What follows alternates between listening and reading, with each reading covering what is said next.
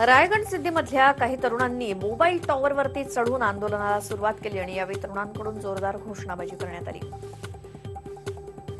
अण्णा हजारे यांच्या उपोषणाचा चौथा दिवस असून सुद्धा सरकारकडून कोणतीही हालचाल दिसत नसल्यानं गावकरी आक्रमक झाले आणि आज ग्रामस्थांनी जेल भरो आंदोलन केलं। अनेक ग्रामस्थ रस्त्यावरती उतरले आणि पारनेरच्या वाडेगव्हाण रस्त्यावरती गावकऱ्यांनी रास्ता रोको केला आणि त्यामुळे या मार्गावरची वाहतूक खोळंबली होती। अण्णा हजारेंच्या आंदोलनाचा आजचा चौथा दिवस असून सुद्धा सरकारनं अजूनही आंदोलनाची दखल घेतलेली दिसत नाही। महत्त्वाचं म्हणजे केंद्रानं अण्णांना फक्त एका ओळीचं पत्र पाठवलं तर राज्य सरकारनंही आंदोलनाची दखल काही घेतलेली नाही। अहमदनगरमध्ये ज्येष्ठ समाजसेवक अण्णा हजारे यांना पाठिंबा दर्शवण्यासाठी रायगड सिद्धीच्या ग्रामस्थांनी आज थाळीनाद आंदोलन केलं आणि आंदोलनात महिलांसह मुलं सुद्धा सहभागी झाली आणि उद्यापासून ग्रामस्थ अधिक आक्रमकपणे आंदोलन करणार आहेत। पालघरच्या डहाणू तलासरी भागातील भूकंपाच्या आपत्कालीन परिस्थितीसाठी धुंदलवाडीमध्ये एनडीआरएफची टीम दाखल झाली असून 200 तंबू आणि इतर साहित्य घेऊन पथक मदतीसाठी सज्ज आहे। पालघरमध्ये भूकंपाच्या धक्क्यानं भीतीपोटी पडणाऱ्या 2 वर्षांच्या चिमुरडीचा मृत्यू झाला। वैभवी भुयाल असं तिचं नाव आहे। माओवाद्यांचे संबंध असल्याच्या आरोपाखाली डॉक्टर आनंद तेलतुंबडेंना पुणे पोलिसांनी मुंबईतून ताब्यात घेतले तर आज 2 वाजता त्यांना शिवाजीनगर कोर्टामध्ये हजर केलं जाणार आहे। पुणे पोलिसांनी मुंबईत तेलतुंबडेंवर कारवाई केली असून माओवाद्यांचे संबंध असल्याप्रकरणी त्यांची चौकशी सुरू आहे। राष्ट्रवादीची परिवर्तन यात्रा आज पुण्यात आयोजित करण्यात आली आणि यावेळी राष्ट्रवादीचे अनेक दिग्गज नेते पुण्याच्या यात्रेमध्ये उपस्थित राहणार आहेत। पुण्याच्या भारतीय अभिमत विद्यापीठाच्या पदवीदान समारंभात आयोजित करण्यात आला असून या समारंभाला केंद्रीय मनुष्यबळ विकास मंत्री प्रकाश जावडेकर देखील उपस्थित आहेत। मनसे अध्यक्ष राज ठाकरे यांचे सुपुत्र अमित आणि नववधू मिताली यांना शुभेच्छा देण्यासाठी पक्षाचे सर्व पदाधिकारी आणि कार्यकर्ते आज कृष्णकुंजवरती जमा झाले। 27 जानेवारीच्या विवाह सोहळ्यात सुरक्षेच्या कारणास्तव कार्यकर्त्यांना निमंत्रण देण्यात आलं नव्हतं म्हणून खास त्यांच्यासाठी हा कार्यक्रम ठेवण्यात आलाय। मोदी सरकारच्या बजेटवर शिवसेना खुश झाली आहे। समाजातल्या सर्वच घटकांसाठी बजेट फायदेशीर असल्याचा सूर सामनामधून मिळतोय। नागपूरच्या स्मार्ट सिटी योजनेच्या भूमिपूजनाला शिवसेनेचा विरोध आहे। मुख्यमंत्र्यांच्या कार्यक्रमात आंदोलन करण्याचा इशारा देण्यात आला। पालघरमध्ये ओएनजीसी सर्वेक्षणाविरोधात हजारो मच्छीमारांनी समुद्रात आणि रस्त्यावरती आंदोलन केलंय। ओएनजीसीच्या सर्वेक्षणामुळे किनारपट्टीवरील मासेमारी व्यवसाय ठप्प पडल्यानं हे आंदोलन करण्यात आलं। दरम्यान मच्छीमारांनी सहाय्यक आयुक्त दिनेश पाटील यांना धारेवर धरलं आणि त्यानंतर येत्या 8 दिवसांत बैठकीचं आयोजन करू असं आश्वासन पाटील यांनी दिलंय। अमरावतीच्या मेळघाटातील आदिवासींनी आमदार रवी राणा यांच्या अध्यक्षतेखाली जिल्हाधिकारी कार्यालयावरती मोर्चा काढला। आदिवासींवरील गुन्हे मागे घ्यावेत तसंच सोयीनुसार पुनर्वसन देण्याची मागणी यावेळी करण्यात आली। लोअर परेलच्या पुलाच्या बांधकामासाठी पश्चिम रेल्वे मार्गावर चर्चगेट ते दादर दरम्यान 11 तासांचा मेगा ब्लॉक असणार आहे। आज रात्री 10 वाजल्यापासून उद्या म्हणजेच रविवारी 3 फेब्रुवारीला सकाळी 9 वाजेपर्यंत हा मेगा ब्लॉक असणार आहे। या मेगा ब्लॉक दरम्यान चर्चगेट ते दादर दरम्यान एकही लोकल धावणार नाही। पश्चिम रेल्वेच्या 11 तासांच्या महाब्लॉक दरम्यान बेस्टकडून प्रवाशांना दिलासा मिळाला आणि बेस्टनं विशेष सेवा दिली असून शनिवारी रात्री 9:30 ते मध्यरात्री 1:30 आणि 3 फेब्रुवारीला पहाटे 3 ते सकाळी 10 वाजेपर्यंत ही विशेष सेवा सुरू असणार आहे।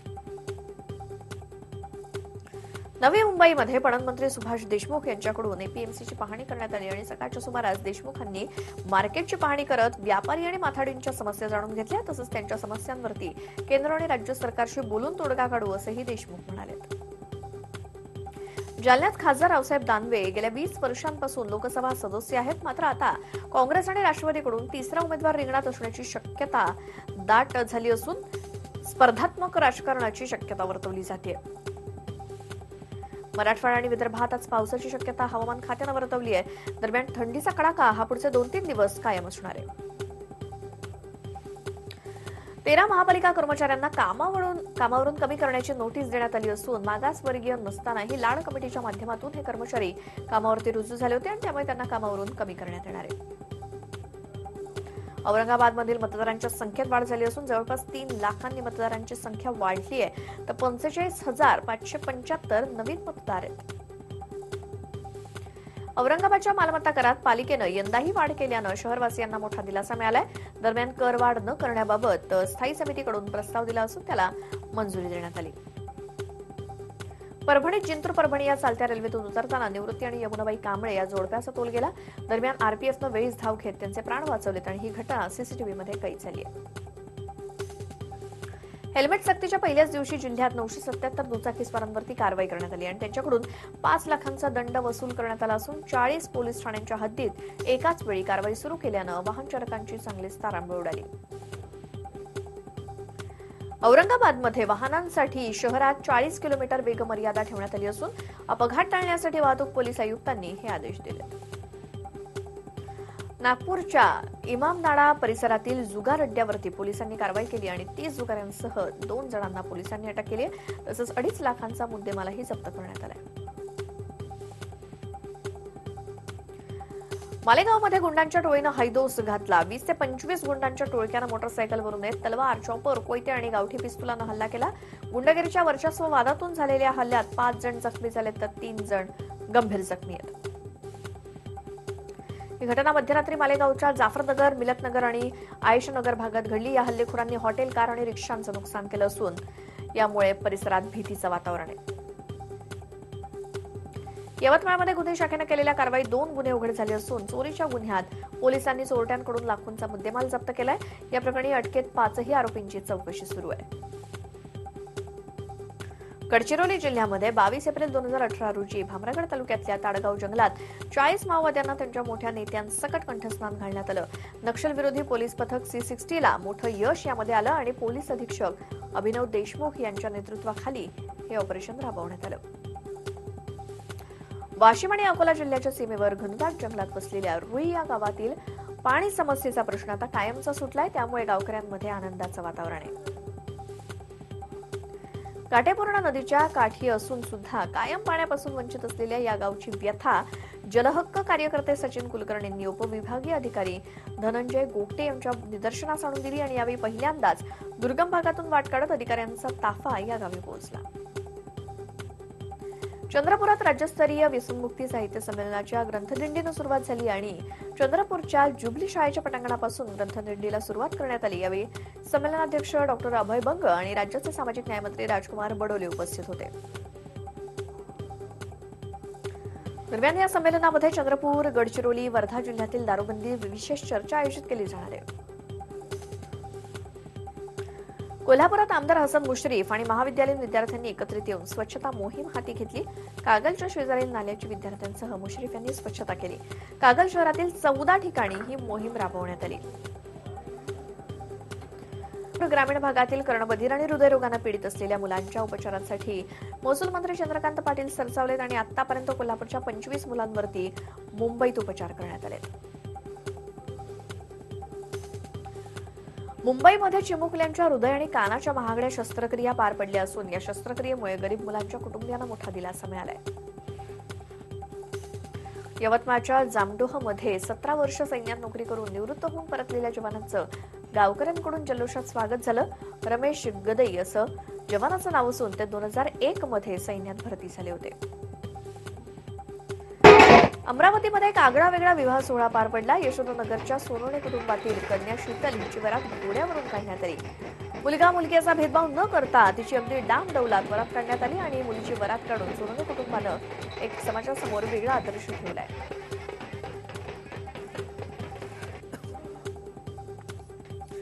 महागडी कार OLX वरती स्वस्तात खरेदी करणं, बुलढाण्याच्या डॉक्टरला महागात पडल्यानंतर ग्राहकांना फसवणाऱ्या दोघांना अटक करण्यात आली. ठाणे गुन्हे अन्वेषण विभागानं ही कारवाई केली आहे. ठाण्यातील पृथ्वी अमीननं विक्रीच्या जाहिरातीला भुलून 1,98,000 गमावलेत.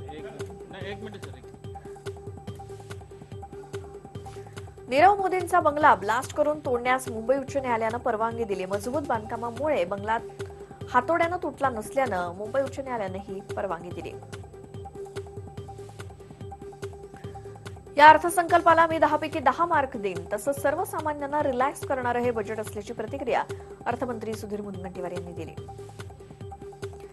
हे सर्वसामान्यांचं बजेट असून यात महागाईचा इंडेक्स कमी झालाय असं सांगताना सबके सन्मान में अर्थ विभाग मैदान में असा नारा सुधीर मुनगंटीवार यांनी दिला. या अर्थसंकल्पामध्ये शेतकरी, कामगार आणि महिलांचा विचार करण्यात आला असून एक सर्वसमावेशक असा हा अर्थसंकल्प असल्याची प्रतिक्रिया मुख्यमंत्री देवेंद्र फडणवीस यांनी दिली. तसंच अर्थसंकल्पातील प्रत्येक निर्णय देशाला पुढे घेऊन जाणारा असल्याचं मुख्यमंत्री म्हणाले.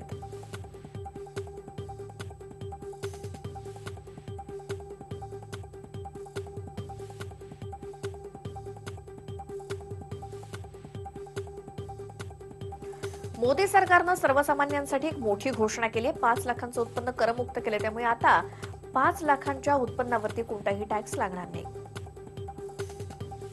पियुष गोयल यांनी 5 लाखांचं उत्पन्न करमुक्त केल्याची घोषणा केल्यानंतर खासदारांनी टाळ्या वाजवून त्याचं स्वागत केलं.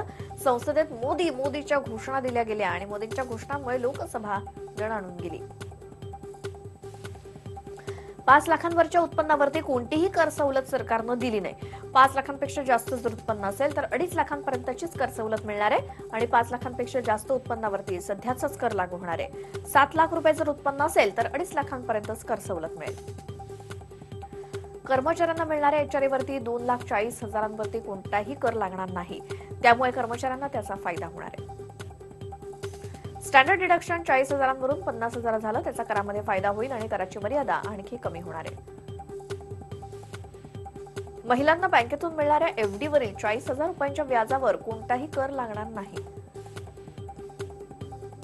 फिक्स्ड डिपॉझिटवरील 40,000 कोणताही कर लागणार नसल्यानं त्याचा मोठा लाभ सर्वसामान्यांना होणार आहे. पंतप्रधान शेतकरी सन्मान योजनेची सुरुवात केल्याची घोषणा गोयल यांनी केली आणि या योजनेतून 6,000 रुपये लहान शेतकऱ्यांच्या खात्यात दरवर्षी जमा होणार आहेत. शुक्रवारी सादर केलेल्या अर्थसंकल्पात शेतकऱ्यांचा विचार करण्यात आला. पंतप्रधान शेतकरी सन्मान योजनेमुळे 2 हेक्टर जमीन असलेल्या शेतकऱ्यांना लाभ होणार आहे. पंतप्रधान शेतकरी सन्मान योजनेचा 12 कोटी लहान शेतकऱ्यांना फायदा होईल. शेतकऱ्यांना अर्थसंकल्पातून मोठा आधार मिळालाय आणि बजेटमध्ये 2030चा विचार करण्यात आलाय. आमचे पंतप्रधान पुढचा विचार करतात, त्यामुळे या बजेटमध्ये सुद्धा त्यांनी पुढचा विचार केल्याचं मुख्यमंत्री फडणवीस म्हणाले. या सरकारची विश्वासार्हता किती शिल्लक आहे हा मूलभूत प्रश्न आहे आणि कामगार विरोधी कायदे करणं, एनपीएवरून धनदांडक्या कर्जबुडव्यांना संरक्षण देणं आणि घोषणांची अंमलबजावणी कासव गतीनं नव्हे तर गोगलगाईच्या गतीनं होणं हा सगळा सर्वानुभव आल्याची टीका नीलम गोऱ्हे यांनी केली. सरकारनं शेतकऱ्यांना 500 रुपयांचा लॉलीपॉप दिल्याची खोचक टीका संजय निरुपम यांनी केली. तसंच मुंबईला काही न मिळणाऱ्या या बजेटमध्ये निवडणुका डोळ्यासमोर ठेवून घोषणाबाजी केल्याचा आरोपही संजय निरुपम यांनी केलाय. आयकरात सूट दिली असली तरी त्यात घोळ दिसतोय, त्यामुळे नोकरदारांमध्ये संभ्रम आहे. 5 लाखांच्या वर 1 रुपया जरी जास्त असला तरी सरसकट कर म्हणजे याचा अर्थ काय, असा सवाल पृथ्वीराज चव्हाणांनी केलाय. देशाच्या बजेटमध्ये खोटारडेपणाचा कळस दिसलाय. सरकारनं टॅक्स मर्यादा वाढवली, मात्र 5 लाख रुपये उत्पन्न मिळवण्यासाठी लोकांकडे रोजगार कुठे आहेत, त्यामुळे ही निव्वळ फसवणूक असल्याची टीका संदीप देशपांडे यांनी केली. जितेंद्र आव्हाड यांनी ट्विट करून बेरोजगारीच्या प्रश्नावरती निशाणा साधला आणि मोदीजी सांगा हो कुठे गेल्या 2 कोटी नोकऱ्या आणि हाती आल्या फक्त बेकारीच्या खाली टोकऱ्या, असं खोचक ट्विट जितेंद्र आव्हाड यांनी केलंय. सरकारनं बजेटमध्ये फसवे आकडे सादर केलेत. आर्थिक पाहणी अहवाल सादर करणं गरजेचं असताना सुद्धा सरकारनं ते केले नाहीत. तसंच बँकिंग सेक्टरच्या एनपीए संदर्भात आकडे सादर करण्यात आलेले चुकीचं असल्याचं मत बँकिंग क्षेत्रातले तज्ज्ञ विश्वास उडगे यांनी सांगितलंय. मोदी सरकारनं हे बजेट इलेक्शन बजेट म्हणून समोर ठेवले आणि यातून शेतकऱ्यांना काही फायदा होणार नाही, अशी प्रतिक्रिया शेतकरी नेते विजय जामंथिया यांनी दिली. या अर्थसंकल्पातून शेतकऱ्यांना वर्षाला फक्त 6,000 म्हणजे महिन्याला 500 रुपये मिळणार आहेत. यात 12 कोटी शेतकऱ्यांना फायदा होईल असं सांगितलंय. मात्र याचा फायदा शेतकऱ्यांना होणार नसल्याचं मत जामंत यांनी व्यक्त केलंय. देशाच्या बजेटवर पुण्यातल्या शेतकऱ्यांनी नाराजी व्यक्त केली. शेतकऱ्यांच्या खात्यात वर्षाला 6,000 म्हणजे दिवसाला 16.5 रुपये मिळणार असल्याचं शेतकऱ्यांचं म्हणणं आहे आणि शेतकऱ्यांच्या परिस्थितीत यामुळे काही सुधारणा होत नसून सरकारनं कर्जमाफी करणं आवश्यक होतं, अशी खंत शेतकऱ्यांनी व्यक्त केली आहे. मोदी सरकारच्या यंदाच्या बजेटचं नाशिकमधील शेतकरी आणि व्यापाऱ्यांनी स्वागत केलं. गोयल यांनी शेतकरी आणि मजुरांसाठी, शेतमजुरांसाठी अनेक योजना आणल्यात आणि व्यापाऱ्यांसाठी सुद्धा योजना आणल्यात. सर्वसामान्यांना खुश करण्याचा प्रयत्न या बजेटमधून करण्यात आलाय. मात्र हे बजेट इलेक्शन बजेट असल्याची प्रतिक्रिया पुण्यातील उद्योजकांनी दिली आहे. केंद्राच्या बजेटला सर्वांनी 10 पैकी 8 मार्क्स दिलेत. प्रयागराजमध्ये मोहन भागवत यांच्या भाषणादरम्यान घोषणाबाजी झाली. राम मंदिर लवकरात लवकर बांधण्याची मागणी करत गोंधळ झाला. पश्चिम बंगालमधील ठाकूरनगर आणि दुर्गापूरमधील 2 रॅलींना मोदी संबोधित करणार आहेत. या दरम्यान अनेक रेल्वे प्रकल्प मोदी देशाला समर्पित करणार असून त्यांच्या रॅलीसाठी जय्यत तयारी सुरू आहे. सीबीआयच्या संचालकपदी कोणाची नियुक्ती होणार याविषयी पंतप्रधान नरेंद्र मोदी यांच्या नेतृत्वाखाली निवड समितीसोबत घेण्यात आलेली बैठक सुद्धा अनिर्णित राहिली. त्यानंतर समितीचे सदस्य असलेल्या मल्लिकार्जुन खरगे यांची हरकत असताना सुद्धा सीबीआयच्या संचालकांच्या नावांची घोषणा करण्यात येणार असल्याचे कळते. रॉबर्ट वाड्राच्या जामिनासाठी पर्याय कोर्टामध्ये अर्ज करण्यात आला. आज जामिनावरती सुनावणीची शक्यता आहे. दिल्ली आणि नोएडाला जोडणाऱ्या डीएनडी रस्त्यावरती शेतकऱ्यांनी मोदी सरकार विरोधात आंदोलन केलं. त्यामुळे रस्त्यावर मोठ्या प्रमाणात वाहतूक कोंडी झाली होती आणि यावेळी वाहतूक NH9 या महामार्गानं वळवण्यात आली. बिहारच्या पटनामधील फतुहा पेट्रोल पंपावर दरोडा पडला असून दरोडेखोरांनी एका कर्मचाऱ्यांची हत्या केली. बाईकवरून दरोडेखोर आले होते आणि हत्या झालेल्या कर्मचाऱ्याचं नाव मुंशी वसंत कुमार असून या प्रकरणी अधिक तपास सुरू आहे. बिहारच्या सिवान भागात माजी खासदार शहाबुद्दीन यांचा भाचा मोहम्मद युसुफ याची शुक्रवारी रात्री गोळ्या झाडून हत्या करण्यात आली. ही घटना दक्षिण टोला परिसरात घडली असून त्यामुळे तणाव निर्माण झालाय. हिमाचल प्रदेशातील कुल्लूच्या मलाना भागात जोरदार बर्फवृष्टी झाली असून अनेक ठिकाणी दैनंदिन व्यवहार मंदावलेत, तर वाहतूक सुद्धा धीम्या गतीनं सुरू आहे. शिमल्यात जोरदार बर्फवृष्टी झाल्यानं अनेक ठिकाणी जनजीवन ठप्प झाले. शिमल्याच्या टिक्कार भागात वाहतूक विस्कळीत झाली असून अनेक महामार्ग बंद आहेत. हिमाचल प्रदेशमध्ये बर्फवृष्टीमुळे 527 रस्ते बंद झाल्यानं अनेक व्यवहार ठप्प झालेत. गेल्या 24 तासात 60 सेंटीमीटर बर्फवृष्टी झाली असून हिमकडा कोसळण्याची शक्यता सुद्धा वर्तवली जाते.